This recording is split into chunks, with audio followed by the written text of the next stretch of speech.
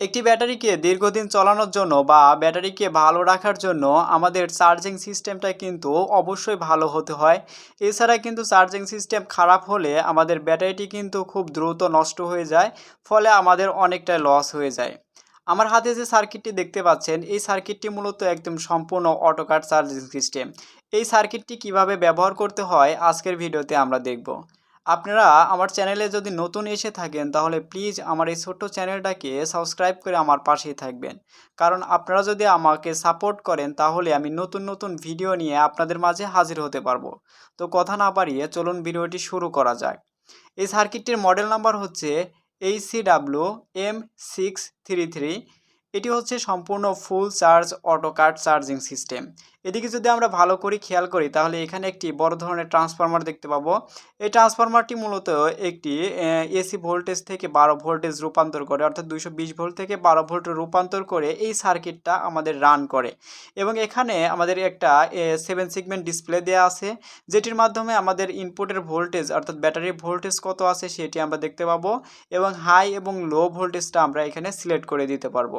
এই পাশে যে 4টি কানেক্টর দেখতে পাচ্ছেন, এই কানেক্টর দিয়ে সরাসরি 220 ভোল্ট ইনপুটে দিতে হবে এবং সরাসরি 220 ভোল্ট আউটপুট নিতে হবে ট্রান্সফরমারের জন্য। এখানে একটি ছোট রিলে ব্যবহার করা হয়েছে, 12 ভোল্টের রিলে। এই রিলেটার মাধ্যমে আমাদের এখানের যে কাট অফ ভোল্টেজটা আছে সেটি কাট করে দেবে।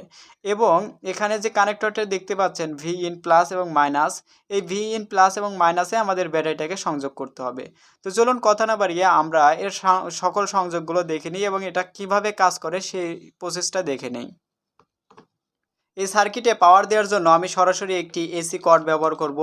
এসি কর্ডের যে ফেজ এবং নিউট্রাল প্রান্তটি আছে এটি আমরা L1 অর্থাৎ আমাদের যে ইনপুটের L এবং N লেখা আছে, এই লাল তারটি বা ফেজ তারটি আমরা L দেব এবং যে নীল তারটি আছে সেটি আমরা N এ লাগিয়ে দেব।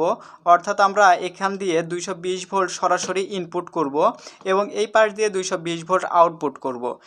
এখন আমাদের একটি ব্যাটারির প্রয়োজন হবে। এটি মূলত 12 ভোল্ট 7.5 এম্পিয়ারের একটি ব্যাটারি। এই ব্যাটারিটি কিন্তু ফুল চার্জে আমাদের 14.5 ভোল্ট এবং থেকে 13.5 ভোল্ট বা 6 ভোল্টে রাখা হয়। কারণ এর সাইকেল বা এই ব্যাটারিটিকে ফুল চার্জ হলে কিন্তু আমাদের 13.6 বা 14 ভোল্টের আশেপাশে কিন্তু আমরা রাখি অলওয়েজ। এবং আমাদের এই ব্যাটারিটাকে চার্জ করার জন্য একটি এসএমপিএস পাওয়ার সাপ্লাই বা ট্রান্সফরমার দিয়ে তৈরি পাওয়ার সাপ্লাই লাগবে।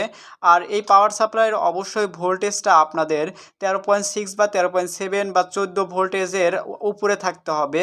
কারণ আমাদের এই ব্যাটারি ফুল চার্জ হলে কিন্তু 13.6 ভোল্ট মিনিমাম লাগবে, যার ফলে কিন্তু আমাদের ট্রান্সফরমার বা এসএমপিএস এর পাওয়ার সাপ্লাইয়ের 13.6 ভোল্টের উপরে যে কোনো একটা ভোল্টেজ থাকতে হবে। তবে অবশ্যই 15 থেকে 16 ভোল্টের উপরে কখনো যাওয়া যাবে না। আর এই 7.5 অ্যাম্পিয়ারের ব্যাটারিকে চার্জ করার জন্য সর্বোচ্চ আপনারা 2 অ্যাম্পিয়ার করে চার্জ করতে পারবেন। এখানে 3 অ্যাম্পিয়ার লেখা থাকলেও এটি মূলত 1.5 থেকে 2 অ্যাম্পিয়ারের বেশি আমাদের কারেন্ট দিতে পারবে না। সো যাই হোক, আমরা যেহেতু কানেকশন দিচ্ছি, এখন আমাদের এই পাশ দিয়ে সরাসরি 220 ভোল্ট আউটপুট পাবো। এই যে আমাদের ট্রান্সফরমারের দুইটি তার আছে, এই ট্রান্সফরমার 220 ভোল্ট ইনপুট দিয়ে ইনপুট হবে। এই তার দুটা জাস্ট আমরা এল এবং এন এ লাগিয়ে দেব, অর্থাৎ আউটপুট এন এবং এল এ এভাবে লাগিয়ে দেব।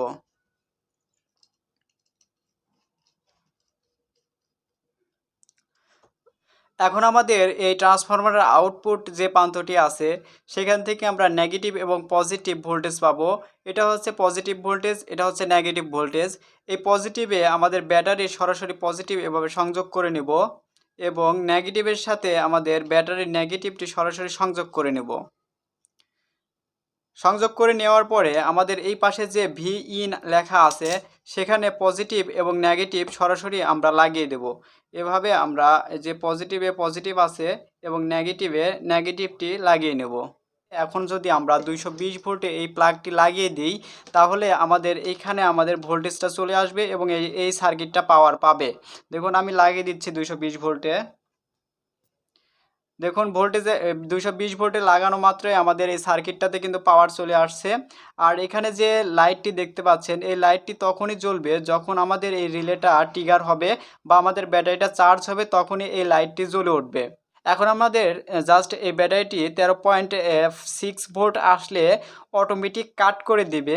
সেই সেটআপটি করার জন্য আমাদের এখানে এই বাটনটি পেস্ট করে ধরে রাখতে হবে এবং পেস্ট করে ধরে রাখলে দেখতে পাবেন 14.2 ভোল্ট দেওয়া আছে। এখানে আমাদের ব্যাটারি এখানে এই দুইটি বাটন ব্যবহার করে 13.6 ভোল্ট করে দিতে হবে। আমি 13.6 ভোল্ট করে দিলাম। এভাবে রেখে দিলে অটোমেটিক সেভ হয়ে যাবে। দেখুন সেভ হয়ে গেছে। আমি যদি এখানে একটা ক্লিক দিই তাহলে দেখতে পাবো 13.6 ভোল্টে কিন্তু সেট হয়ে গেছে। অর্থাৎ 13.6 ভোল্ট হওয়া মাত্রই আমাদের অটো কাট করে দিবে। এখন আমাদের সেটআপ দেব যে 12.4 ভোল্ট আসা মাত্রই আবার ব্যাটারিটি চার্জ হওয়া শুরু করবে। এখন দেখুন 12.6 আছে, এখন কিন্তু আমাদের ব্যাটারিটি চার্জ হবে না। এখন আমি জাস্ট 12.4 ভোল্ট করার জন্য এখানে আমরা এই পাশের যে বাটনটি আছে এই বাটনটি চাপ দিয়ে ধরে রাখবো এবং এখানে আমরা 12.4 করে দেব। এই দুইটি বাটন ব্যবহার করে 12.4 করে দেব। দেখুন 12.4-এ এভাবে রেখে দিলে অটো সেভ হয়ে যাবে। দেখুন অটো সেভ হয়ে গেছে। এখন আমাদের ভোল্টেজটা ঠিকঠাকভাবে সেট আপ হয়েছে নাকি সেটি দেখার জন্য আমাদের অটো কাট অর্থাৎ যে ভোল্টেজে কাট হবে সেই ভোল্টেজটা দেখার জন্য এই পাশের বাটনটিতে একবার পেস্ট করব। দেখুন এখানে 13.6 ভোল্ট হলে কিন্তু অটো কাট করে দিবে এবং সর্বনিম্ন কত ভোল্ট নামলে আমাদের ব্যাটারিটা আবার চার্জ হওয়া শুরু করবে সেটি দেখার জন্য এই পাশের বাটনে একটি ক্লিক করলে সেটি দেখতে পাবো 12.4 ভোল্টে নামা মাত্রই আমাদের ব্যাটারিটি চার্জ হওয়া শুরু করবে। এখন কিন্তু ব্যাটারিটি চার্জ হচ্ছে না, কারণ 12.6 ভোল্টের চার্জ আছে, অর্থাৎ ব্যাটারিতে 12.6 ভোল্ট চার্জ আছে, এই জন্য কিন্তু আমাদের ব্যাটারিটি এখন চার্জ হচ্ছে না। আমি যদি এই লাইটটি ব্যবহার করে আমাদের ব্যাটারির ভোল্টেজটা কমানোর চেষ্টা করি অর্থাৎ চার্জটা কমানোর চেষ্টা করি তাহলে দেখতে পাবেন যে 12.4 আসা মাত্রই আমাদের ব্যাটারিটি চার্জ হওয়া শুরু হয়ে যাবে। দেখুন আমি ব্যাটারিটি চার্জ কমাচ্ছি, 12.4 আসা মাত্রই কিন্তু ব্যাটারিটি চার্জ হওয়া শুরু করবে। দেখুন আমাদের ব্যাটারিটি কিন্তু চার্জ হওয়া শুরু করে দিয়েছে। এখানে যে লাইটটি জ্বলছে এই লাইট জ্বলা মাত্রই কিন্তু আমাদের ব্যাটারিটি চার্জ হওয়া শুরু হয়ে গেছে দেখতে পাচ্ছেন। এবং আমাদের এই ব্যাটারির যে লেভেলটা আছে অর্থাৎ ব্যাটারি ভোল্টেজের যে লেভেলটা আছে সেটিও কিন্তু আস্তে আস্তে বৃদ্ধি পাচ্ছে। আর এখানে আমি বলে রাখি এই ব্যাটারিটা কিন্তু আমি আগেই চার্জ করে রেখেছি আপনাদের দেখানোর জন্য এবং এখানে সময় কম লাগবে যার জন্য কিন্তু ব্যাটারিটা চার্জ খুব দ্রুত উঠছে। এখন 13.6 ভোল্টে নামা মাত্রই দেখুন ব্যাটারিটি কিন্তু ডিসচার্জ অর্থাৎ ডিসকানেক্ট করে দিল চার্জার থেকে।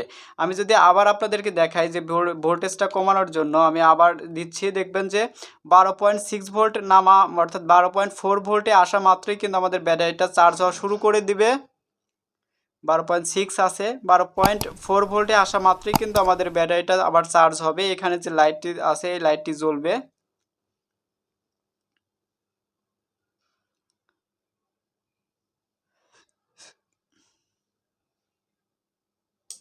দেখুন আমাদের 12.4 আসা মাত্রই কিন্তু আমাদের অটো কাটটি আবার চার্জিংটা ধরে দিয়েছে এবং আমাদের ব্যাটারি কিন্তু যখন আবার 13.6 ভোল্ট আসবে তখন কিন্তু আবার অটোমেটিক আমাদের এই পাওয়ার সাপ্লাইটা বন্ধ করে দেবে। আর এই পাওয়ার সাপ্লাই অর্থাৎ এই অটো কাটটা ব্যবহার করার একমাত্র সুবিধা হচ্ছে আমাদের এই ট্রান্সফরমারটা অল টাইম 220 ভোল্টের সাথে সংযোগ থাকবে না।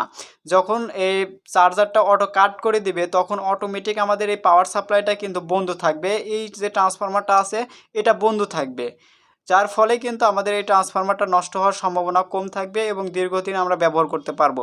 যাই হোক ভিডিওটির মূল উদ্দেশ্য বুঝতে পারছেন। যদি ভিডিওটি ভালো লেগে থাকে তাহলে অবশ্যই লাইক কমেন্ট করবেন আর আপনি যদি আমার চ্যানেলে নতুন হয়ে থাকেন তাহলে প্লিজ আমার চ্যানেলটাকে সাবস্ক্রাইব করে আমার পাশে থাকবেন। সবাই ভালো থাকবেন, সুস্থ থাকবেন।